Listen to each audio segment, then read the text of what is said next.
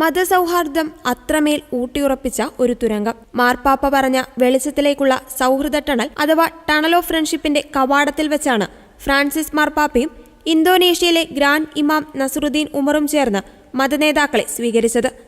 വെളിച്ചത്തിലേക്കുള്ള തുരങ്കമെന്നാണ് tunnel of ഫ്രണ്ട്ഷിപ്പിനെ മാർപ്പാപ്പ വിശേഷിപ്പിച്ചത്. എന്താണ് ഈ ടണൽ ഓഫ് ഫ്രണ്ട്ഷിപ്പ്? തെക്കുകിഴക്കൻ ഏഷ്യയിലെ ഏറ്റവും വലിയ മുസ്ലിം പള്ളിയായ ജക്കാർത്തയിലെ Istiklal മോസ്കിനെയും saint Mary of assumption കത്തീഡ്രലിനെയും തമ്മിൽ ബന്ധിപ്പിക്കുന്ന ഭൂഗർഭ തുരങ്കമാണ് ടണൽ ഓഫ് ഫ്രണ്ട്ഷിപ്പ്. 2020 ഡിസംബർ 15 നിർമ്മാണം ആരംഭിച്ച തുരങ്കത്തിന് 28.3 മീറ്റർ നീളവും 3 മീറ്റർ ഉയരവും 4.1 മീറ്റർ വീതിയുമുണ്ട്. ഹസ്തദാനം ചെയ്യുന്നതിന്റെ മാതൃകയിലാണ് തുരങ്കത്തിന്റെ ഉൾവശം രൂപകൽപ്പന ചെയ്തിരിക്കുന്നത്. 226 ചതുരശ്ര മീറ്ററാണ് ഇതിന്റെ ആകെ വിസ്തീർണം.